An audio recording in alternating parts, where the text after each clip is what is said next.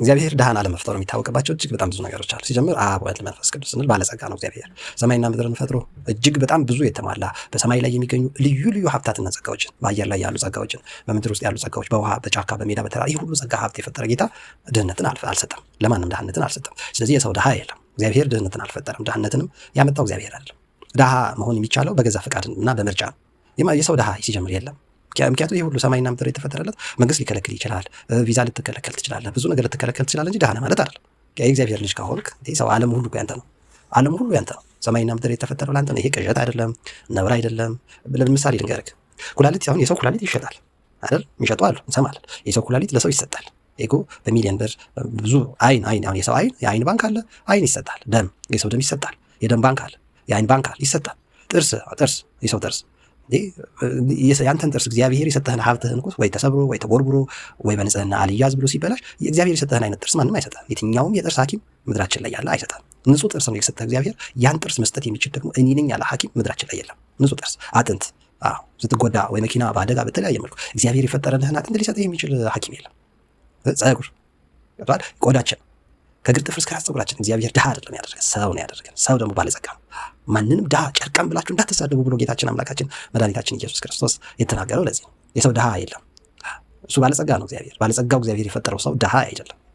ግን ከገነት ወጥተናል፣ ምድር ላይ በቃ ጎንበስ ቀና ልንል ይገባል እንጂ ባለው ልክ። ለዛ ነው እግዚአብሔር ሀብታም ነው ብሎ ማንንም አይፈራም። ባለስልጣን ነው ብሎ የሚፈራው የለም። ድሃ ነው ብሎ ደግሞ ለማንም አይራራም። ምክንያቱም ለሁሉም የሚያስፈልገውን ሰጥቷል፣ የሚበቃውን ሰጥቷል።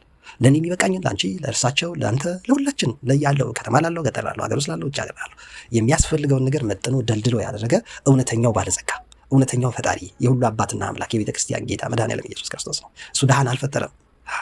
ስለ ድህነትና ስለ ሀብት የሚያወሩ የምጣኔ ሀብት የሚባል የሊቃውንቱ ናቸው ድህነትን ሀብትን የሚፈጥሩት እንጂ ሲጀመር ራቁትህን ትወልዳለህ፣ ራቁትህን ትሞታለህ። በቃ ስትቀበር ራቁትህን ነው የምትሄደው። ሀብትን መኪናን ይዘህ አትሄድም። አውሮፕላንን፣ የባንክ አካውንትህን፣ ያስቀመጥካቸው ውድ ውድ ንብረቶችን ይዘህ አትሄድም። በዚህ በአመፃ ገንዘብ መልካም ስሩበት የተባለው ለዛ ነው። በጉልበት አታላግጥበት፣ እውቀትህን ችሎታ አትሰስት። በቃ በዚህ ዓለም አለኝ በምትለው ነገር ስስታም አትሁኑ የተባለው በቤተ ክርስቲያን ትምህርት ለዛ ነው። መልካም ስሩ፣ መልካም ስሩ።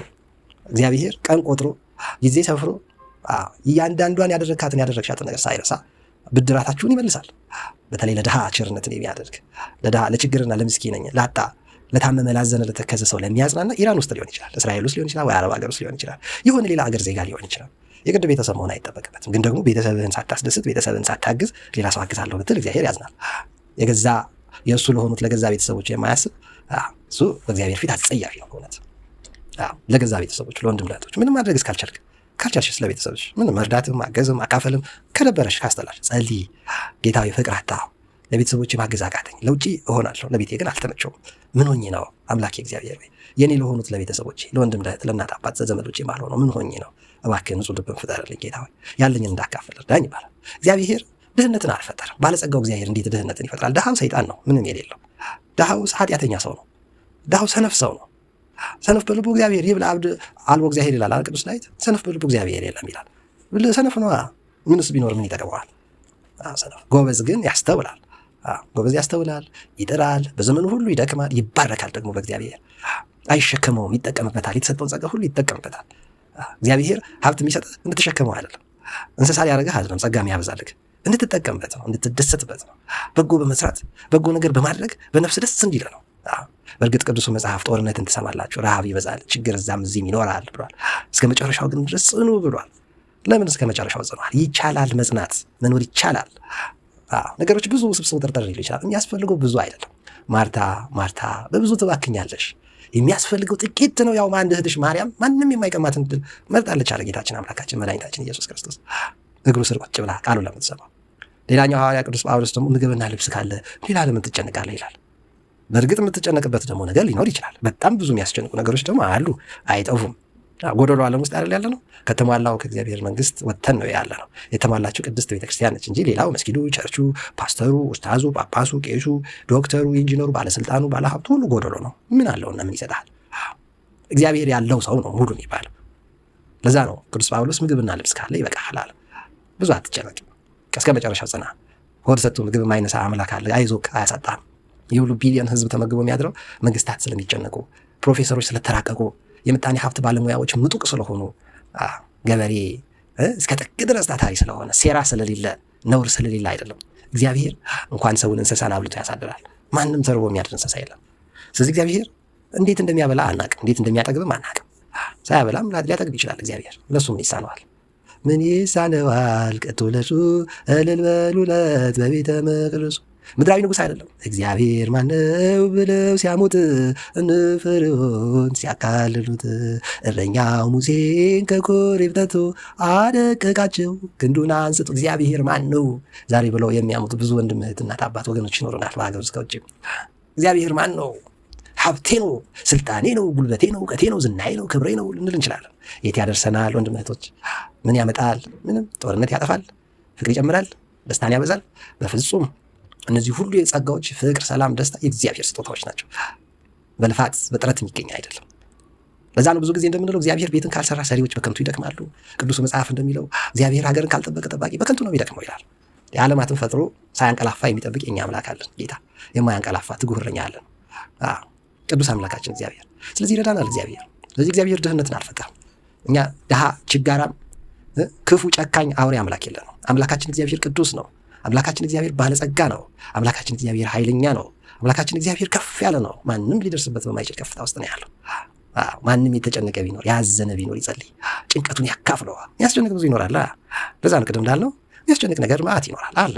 ስለዚህ የሚያስጨንቃችሁን ሁሉ ለእኔ ንገሩኝ፣ አይዟችሁ፣ ተማምናችሁ ብቻ ባላችሁ ነገር የምትችሉትን የድርሻችሁን እየሰራችሁ ኑሩ ነው የተባለው። ስለዚህ ወንድም እህቶቼ ድህነትን ማን የፈጠረው? ሰው፣ ሰይጣን፣ ክፉዎች፣ አመፀኞች፣ በደለኞች ናቸው የፈጠሩት። አሁን ብዙ ፎቅ፣ ብዙ ቤት፣ ብዙ ንብረት እነ ኤለን መስክ፣ ቢል ጌት ከዓለም ላይ ከኢትዮጵያ እነ ኃይሌ ገብረስላሴ እና አቶ ሳሙኤል ታፈሰ የሰንሻይን ሪል ስቴት እና ሀያት ሪል ስቴት የመሳሰሉ ብዙ ትልልቅ ባለ ሀብቶች አሉ በሀገራችን አይደል ነው። ወልቆ አይተ ነው የሚባሉ ይሰማናቸዋል። ብቻ ምንም ይሁን ምን በቀደም ምንድነው አንድ ቤት 80 ሚሊዮን ብር አፓርታማ እኮ ነው 80 ሚሊዮን ብር ይሸጣል ሲሉ ሰማሁ። ከዛ ቤቶቹ ዝም ብዬ ስቆጥራቸው ነበር በቢሊዮን የሚቆጠር ብር ያገኛል የዛ ፎቅ ባለቤት እንዳየሁት ማለት ነው። እና አንድ ቤት 80 ሚሊዮን ብር አፓርታማ ነው፣ ህንጻ ነው፣ 80 ሚሊዮን ብር ነው የሚሸጠው እያሉ እያሳዩኝ ነበር። እና የሚገዙም ሰዎች አሉ። ትንሽ ነው የተረፈው እዛ ባዛው በቢሊዮን የሚቆጠር ነው የዛ ህንጻ ባለቤት ያገኘው ማለት ነው። ኦኬ። እና የዛ ህንጻ ባለቤት አያዝንም፣ አይጨነቅም፣ ይደሰታል፣ ሙሉ ሰላም አለው፣ ፍቅር አለው። ሰላማችን እኮ ክርስቶስ ነው። ፍቅር እኮ እግዚአብሔር ነው። ደስታ የእግዚአብሔር ገንዘብ ነው፣ ከሰው የሚገኝ አይደለም። አንተ የድርሻህን ስራ። አፈር ነው፣ ወደ አፈር ትመለሳለህ፣ ትቀበራለህ፣ ትሞታለህ፣ ትሞቻለሽ። ይሄ ምድር ጊዜያዊ መኖሪያችን ነው፣ ድንኳን ነው። የሆነ ዘመን ኖረን በልጅነት የሚሞታለ፣ በወጣትነት የሚሞታለ፣ በስተርጅና ይሞታል። እንግዲህ የኛ የሁላችን አናውቅም። ቀድመውን ያረፉትን እየቀበርን እዚህ ደርሰናል። ደግሞ እኛም ተራችን እንጠብቃለን፣ ያረፉትን እንቀብራለን። ግን እያዘን አይደለም፣ ወደሚሻለው ዓለም፣ ወደ ሕያው እግዚአብሔር ከተማ፣ ቅዱሳን ወዳሉበት፣ ድል የነሱት ወደ ተከማቹበት፣ እኛን ደስ ብሏቸው ከአምላካቸው ከእግዚአብሔር ጋር ወደሚጠብቁበት ገነት መንግስተ ሰማያት ለመሄድ ግን እዚህ እያንዳንዷ ቀን የምንሰራ ስራ የጠማማ የድሃው የሰይጣን ስራ መሆን የለበትም። የባለጸጋው እግዚአብሔርን ስራ ነው ልንሰራ የሚገባል። ስግብግብነትን እኮ ከእግዚአብሔር አልተማርንም። ምቀኝነትን ከእግዚአብሔር አልተማርንም። ችጋራምነትን ከእግዚአብሔር አላገኘንም። ከየት ነው የሰበሰብነው? ይሄን ኮተታ ኮተት የሆኑ ትምህርቶችን ከየት ነው ያገኘነው? እውቀቶቹ ኮተት የሆኑ ከየት ነው? ከእግዚአብሔር እንደዚህ አይነት ነገር የለም። እግዚአብሔር ጽድት ያለ ሰማይ፣ ጽድት ያለ ምድር፣ ለሰው የሚመች ነገር ነው። ሁሉንም አስተካክሎ ነው የፈጠረው። ስለዚህ እግዚአብሔር ቸር ነው። አንተም ቸሩና፣ አንቺም ቸሩኝ። ላዘኑት ለተከዙት አጽናና። በየአቅማችን በየድርሻችን ዙሪያችን አጠገባችን ላሉት እንርዳ፣ እናግዛቸው። እኛ የሰው ቀዳዳ ስንደፍን የሰው ጉድለት ስንሞላ እግዚአብሔር የኛን እየሞላ ለመንግስተ ሰማያት ለገነት የምንበቃ ዜጎች ያደርገናል። እግዚአብሔር ባለጸጋ ነው። ባለጸግነቱ በፍጥረቱ ይኸው ይታያል። ይህ ሁሉ ፀሐይ፣ ይህ ሁሉ ኮከብ፣ ይህ ሁሉ አየር፣ ውሃ፣ ይህ ሁሉ በቂ የሆነ ነገር ፈጥሮ ነው። ወርቁ፣ አልማዙ፣ ማዕድኑ፣ ነዳጁ ማን የፈጠረው? እግዚአብሔር አይደለም? ሰው ነው እንደፈጠረው? አይደለም። ሰውማ ይኸው ነዳጁን አልሸጥ እያለ እርስ በርስ እየተደባደበ ኑሮን እያስወደደ ነው ሰው። ስለዚህ ኑሮን እርስ በርስ እየተደባደበ እና ድሃው በልቶ አያድርም፣ ይህ በልቶ ያድራል። እናንተ ግን የምትችሉትን አድርጉ እንደ አስቴር። ለዚህ ህዝብ ድረሱለት፣ አግዙት፣ ለተቸገረው ለተጨነቀው ህዝብ ድረሱለት። እናንተ በጭንቅላታችሁ፣ በእውቀታችሁ፣ በአቅማችሁ በእናንተ ግንዛቤ ውስጥ ያሉ ድሆችን እርዱ። እግዚአብሔር ሾሟችኋል በነዛ ድሆች ላይ እንድትመጻደቁ እንድትኮፈሱባቸው አይደለም። እግዚአብሔር እኛን ሲፈጥር አልተመጻደቀም፣ አልተኮፈሰም። የተሟላ ነገር ፈጥሮ በጉልበት ስገዱልኝ፣ አምልኩኝ፣ ይህን ሁሉ አድርጌላቸው አላለም። ጌታና መምህር ስሆን ዝቅ ብዬ እናንተ ነገር ካጠብኩ የሚል ቅዱስ አምላክ ነው እሱ። ማይገባውን ዝቅ ብሎ የሚያደርግ ነው። ትሁት ቅዱስ አምላክ ነው ያለን። ከእግዚአብሔር ቅድስና ነው ምንማር፣ ከእግዚአብሔር ንጽህና ነው ምንማር። ከእግዚአብሔር ጨካኝነት አናገኝም፣ ክፋትን አናገኝም። ከእግዚአብሔር ከድሃ ከምቀኛው ከጠላታችን ከጥንት ተጠላታችን ከከይሲው ከርኩሱ እሱ ከመጀመሪያ ነፍሰ ገዳይ ነበር ከተባለው ነው ጠማማነት፣ የድህነት አስተሳሰብ፣ የችጋርን ማንም ሰውን ጨርቃም ቡቱቷም ድሃ እብድ እንዲል አልተፈቀደለትም። ማንም ከእናንተ ከታናናሾቹ ጨርቃም እንዳትሉ፣ ደንቆሮ እንዳትሉ፣ ድሃ እንዳትሉ አልታዘዛችሁም። ይልቅ የድህነቱን ክፍተት ሙላለት። አምላኩ እግዚአብሔር ካንተ እየተፈተንክ ነው ማለት ነው። ዳስ ያሳይሽ እየፈተንሽ ነው ማለት ነው። አለሽ አንቺ ሀብት እውቀት አለ ማለት ነው። የታመመ ሲያሳይ ማከም ነው ሐኪም ከሆንክ።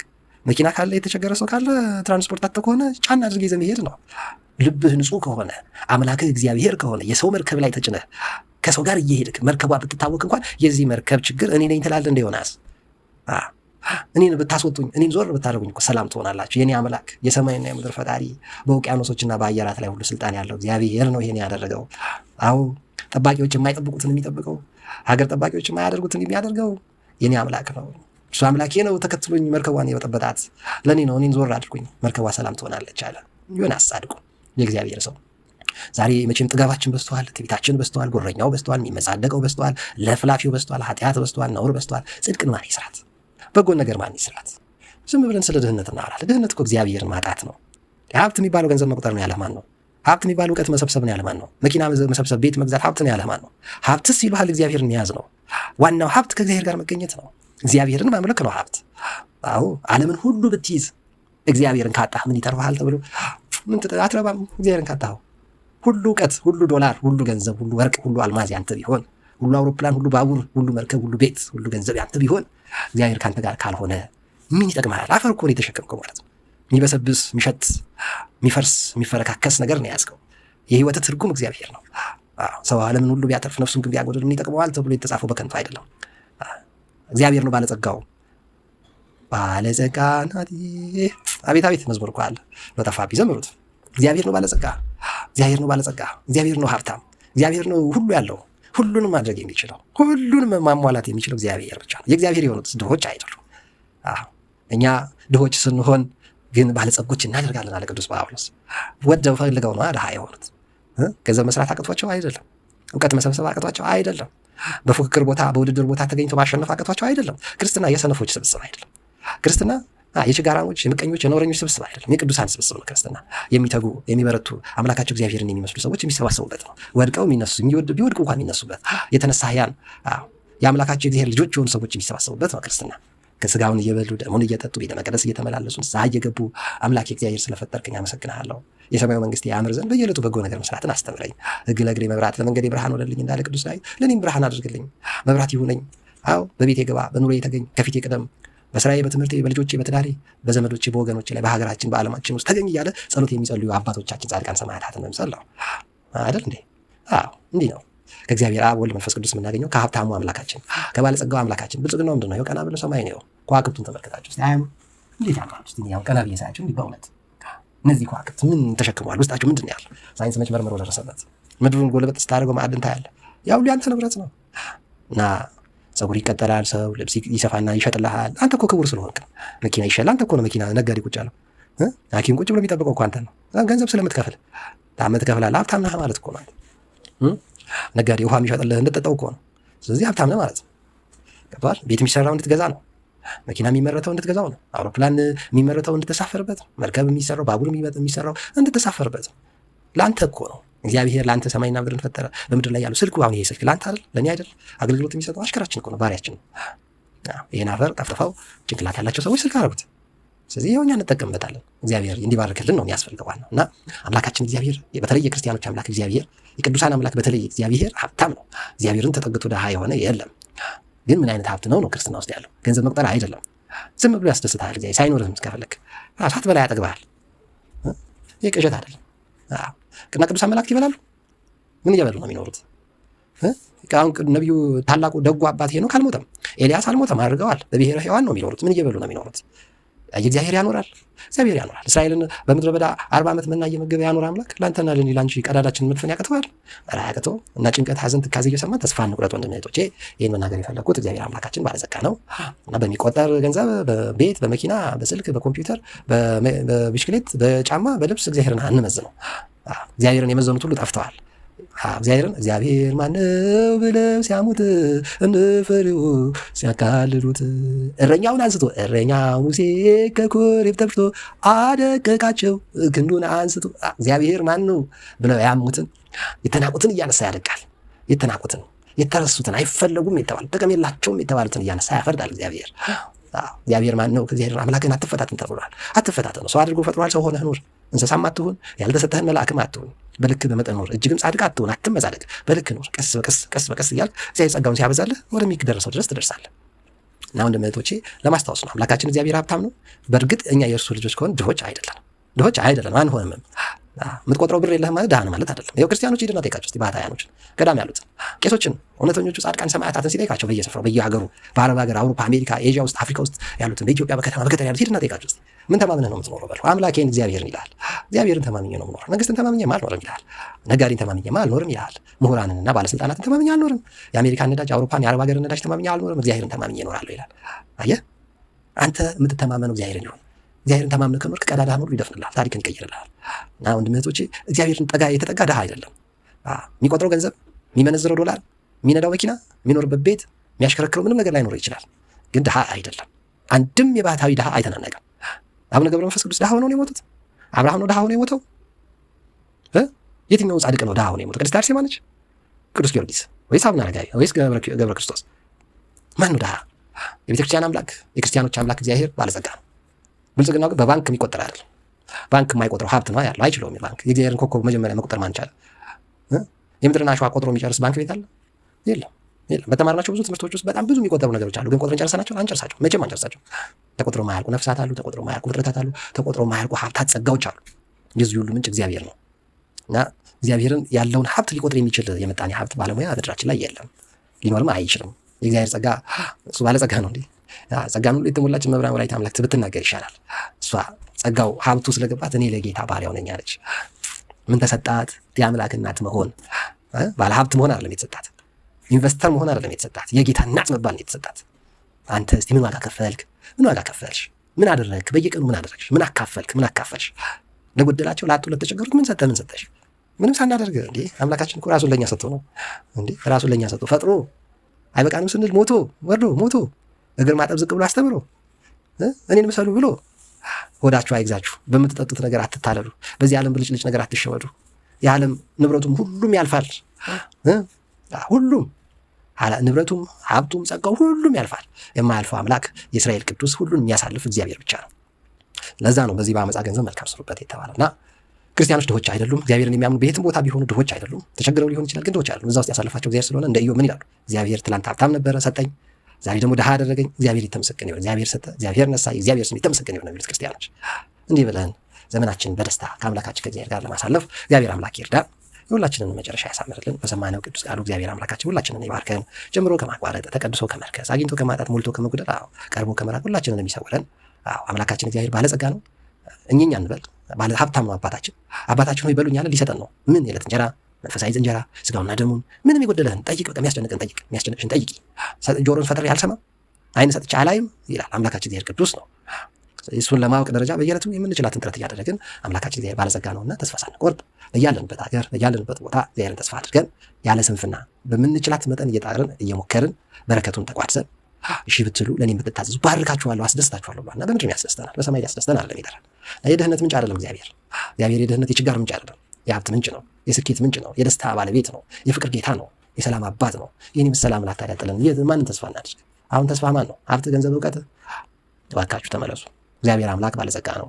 ባለጸጋው አምላክ አስተማማኙ ባንክ፣ አስተማማኙ የህይወት ምንጭ፣ አስተማማኙ ፈጣሪ፣ አስተማማኙ ጌታ፣ አስተማማኙ ሀብታም እግዚአብሔር ይሻለናል። እግዚአብሔር በፈጠራት ዓለም፣ እግዚአብሔር በሚያኖራት ዓለም፣ እግዚአብሔር በሚያሳልፋት ምድርና ሰማይ ላይ እየኖርን እሱን ሳናምን ለእርሱ ሳንገዛ ከመኖር የባሰ ድህነት፣ ችጋር፣ ምስኪንነት የለም። እንዲህ ካለ ችጋራምነት፣ እንዲህ ካለ ምስኪንነት ሁላችንን ይሰውረን። የእግዚአብሔርን በረከት ረድኤቱን አግኝተን ለመኖር ያበቃን ነው ለማሳሰብ የሞከርኩት። ኃይለ ጊዮርጊስ በጸሎት ለምታስቡኝ ደበበ ነኝ። ዛሬ ሚያዝያ 12 ምሽት ላይ ነው የቀዳሁላችሁ። ይሄን እንድትጠቀሙበት አስቤ ነው። ሀሳብ አስተያየት ካላችሁ ከስራ ሀሳብ አስተያየት ስጡኝ። በያላችሁበት ጸልዩ፣ እግዚአብሔርን አመስግኑ። ስለፈጠረን እናመሰግነዋለን። ስላደረገልን ሁሉ እግዚአብሔር አምላካችን የተመሰገነ ይሁን። ይህ ዘመን ያልፋል። ቸርቸሩን እያሰማን ሁላችን ፍጻሜ ያሳምር። የእርሱ ቅዱስ ፈቃድ ይሁን። አትጥፉ። ይመቻችሁ። ሀሳብ አስተያየት ካላችሁ